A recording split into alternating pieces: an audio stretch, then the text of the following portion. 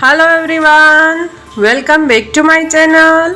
स्वागत है तमारा बधानु मारा किचन में। आज हूँ तमारा माटे विंटर स्पेशियल रेसिपी लईने आवी छूं।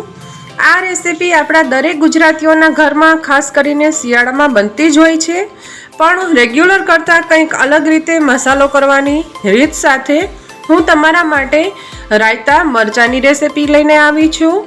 जेना माटे मैं अहींया लाल मरचा लई लीधा छे। अंदाजे 250 ग्राम लाल मरचा छे अने लाल मरचा सरस आवा फ्रेश होय जाडी छालवाळा एवा ज लेवाना छे।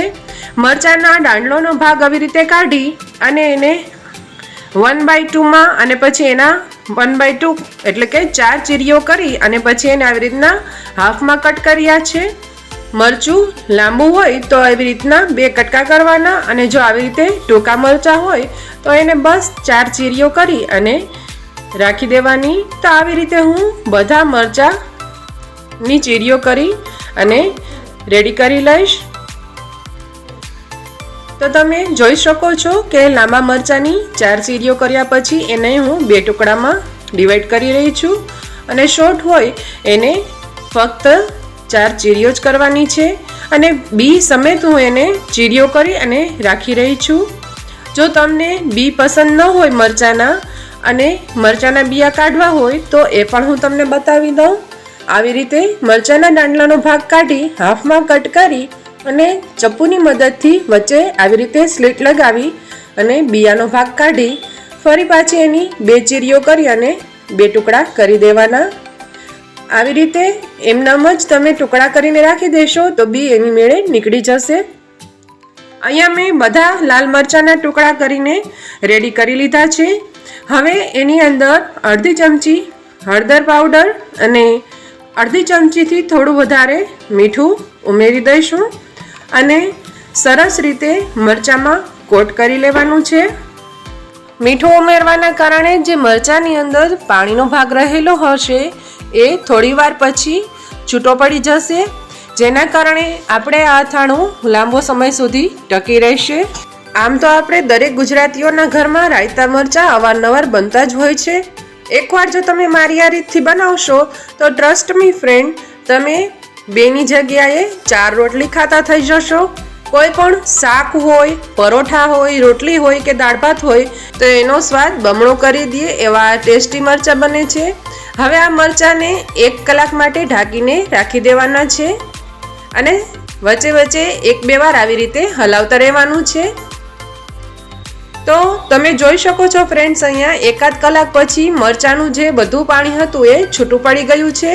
હવે મરચાંને આપણે આવી રીતે નીતાળી અને કિચન ટાવલ ઉપર કે પેપર નેપકિન ઉપર આવી રીતે છૂટા કરી અને રાખી દેવાના છે।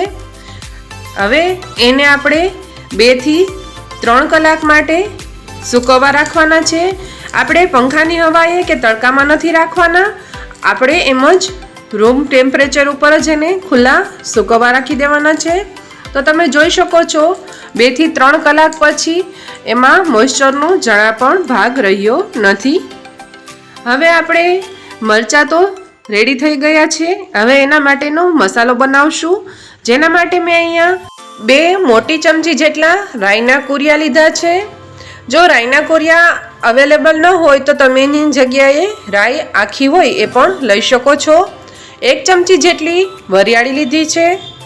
1 ચમચીના માપથી 1 ચમચી જેટલા આખા ધાણા લઈ લીધા છે અને અડધી ચમચી જેટલી આખી મેથીના દાણા લીધા છે। આ મસાલો 200 થી 250 ગ્રામ મરચાંના માપ માટે છે। તમે આ મસાલો લીલા મરચાં માટે પણ કરી શકો છો। હવે એને આપણે એકદમ લો ફ્લેમ ઉપર 1 થી 2 મિનિટ માટે સાંતળી લેવાનું છે। મસાલો સરસ શેકાઈ જાય અને સરસ એવી સુગંધ આવે ત્યાં સુધી જ આપણે એને શેકવાનો છે, કલર ટ્રાન્સફર નથી કરવાનો। તો ફ્રેન્ડ્સ, તમે જોઈ શકો છો આપણો મસાલો અહીંયા સરસ શેકાઈ જવા આવ્યો છે। હવે એમાં લાસ્ટમાં 1 ચમચી જેટલું મીઠું પણ ઉમેરી દઈશ અને એને ગેસની ફ્લેમ બંધ કરી અને આવી રીતે થોડી સેકન્ડ માટે મિક્સ કરી લેવાનું છે। હવે એને ઠંડુ કરી મિક્સરમાં દરદરો પાવડર કરવાનો છે અથવા તો ખાયણીમાં ખાંડી લેવાનું છે। અહીંયા મેં અડધો કપ જેટલું સિંગ તેલ લીધું છે. એને આવી રીતે એકદમ સરસ ગરમ કરી લેવાનું છે અને પછી એને ઠંડુ થવા દેવાનું છે. જે મસાલો હતો એને મેં અધકચરો આવી રીતે ખાયણી દસ્તામાં ખાંડીને તૈયાર કરી લીધો છે અને એક પોળા બાઉલમાં એને લઈ લેવાનો છે. હવે સાથે એમાં અડધી ચમચી જેટલી હળદર ઉમેરી દીધી છે અને હવે આપણે જે ગરમ કરીને ઠંડુ કરવા મૂકેલું હતું તેલ એ ઉમેરવાનું છે અને તેલ થોડું નવશેકું હોય ત્યારે એમાં 5 ચમચી જેટલી હિંગ ઉમેરવાની છે. હિંગનો ટેસ્ટ આમાં ખૂબ જ સરસ લાગે છે. સોરી, એક ક્લિપ મારાથી લેવાની રહી ગઈ હતી. હવે આ જે તેલ ઉમેર્યું છે એ ઉમેરી અને મસાલામાં સરસ રીતે મિક્સ કરી લેવાનું છે. તો અહીંયા જે ગરમ કરીને રાખેલું હતું એ હું બધું તેલ આમાં ઉમેરી દઈશ અને મસાલાને ખૂબ સરસ રીતે આપણે 1 મિનિટ માટે ફીણી લેવાનું છે. આને આપણે હવેજ પણ કહેવામાં આવે છે. તો તમે જોઈ શકો છો એકદમ સરસ ટેસ્ટી અને લુકમાં પણ સરસ એવો આપણો મસાલો બનીને તૈયાર થઈ રહ્યો છે. 1 મિનિટ માટે આવી રીતે સતત હલાવવાથી ફીણવાના કારણે મસાલામાં સરસ આથો આવી જાય છે. હવે એમાં 1 ચમચી જેટલો છીણેલો ગોળ ઉમેરી દીધો છે અને 2 થી 3 મોટી ચમચી જેટલો લીંબુનો રસ ઉમેરી દેવાનો છે. ગોળ અને લીંબુના રસના કારણે પણ આ અથાણું લાંબો સમય સુધી ટકી રહે છે. હવે લીંબુના રસ અને ગોળને આવી રીતે સરસ ચમચીની મદદથી પ્રેસ કરી અને એકરસ થાય ત્યાં સુધી મસાલામાં મિક્સ કરવાનું છે. તો તમે જોઈ શકો છો ફ્રેન્ડ્સ, સરસ મજાનો આપણો રાયતા મરચા માટેનો હવે જ તૈયાર થઈ ગયો છે. ગોળના બધા લમ્સને આપણે આવી રીતે ચમચીની મદદથી પ્રેસ કરી અને મસાલામાં સરસ રીતે ડિઝોલ્વ કરી લેવાના છે. આપણો અહીંયા મસાલો સરસ બનીને તૈયાર થઈ ગયો છે. હવે આપણે જે રેડી રાખેલા મરચાં હતા એ બધા મરચાંમાં ઉમેરી દેવાના છે. લાલ મરચાંને આપણે મસાલા સાથે સરસ રીતે મિક્સ કરી દેવાનું છે. તો ફ્રેન્ડ્સ, તમે જોઈ શકો છો એકદમ ટેસ્ટી અને ડિલિશિયસ એવું આપણું આ લાલ મરચાંનું રાયતું બનીને તૈયાર થઈ જવા આવ્યું છે. હવે આમાં એક એડિશન કરું છું હું. અહીંયા હું તીખાસ માટે અડધી ચમચી જેટલો લાલ મરચાં પાવડર પણ ઉમેરી રહી છું. તમારે જો તીખું ન ખાતા હોય તો સ્કીપ કરી શકો છો. અહીંયા મેં તીખો લાલ મરચું પાવડર આવે એ જ ઉમેરેલું છે. એને પણ મસાલામાં સરસ રીતે મિક્સ કરી દઈશું. એના કારણે ટેસ્ટમાં તો સરસ લાગશે જ, કલર પણ બહુ જ સરસ આવશે. તો આવી રીતે આપણા જે આ મરચાં છે એ મસાલામાં સરસ મિક્સ કરી અને 1 દિવસ માટે આવી જ રીતે વાસણમાં ઢાંકી અને રાખી દેવાના છે. પછી તમે એને ક્લીન કરેલી એરટાઇટ બોટલમાં આવી રીતે ભરી અને સ્ટોર કરી શકો છો.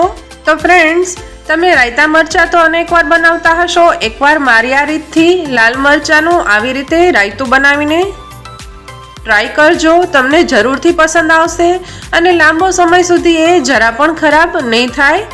અને કોઈ પણ પરોઠા હોય, રોટલી હોય, સવારનો નાસ્તો કે દાળ ભાત કે કોઈ પણ શાક હોય એની સાથે આ ટેસ્ટમાં બમણો સ્વાદ વધારવા વાળું આપણું લાલ મરચાંનું રાયતું અથાણું બનીને તૈયાર થઈ ગયું છે.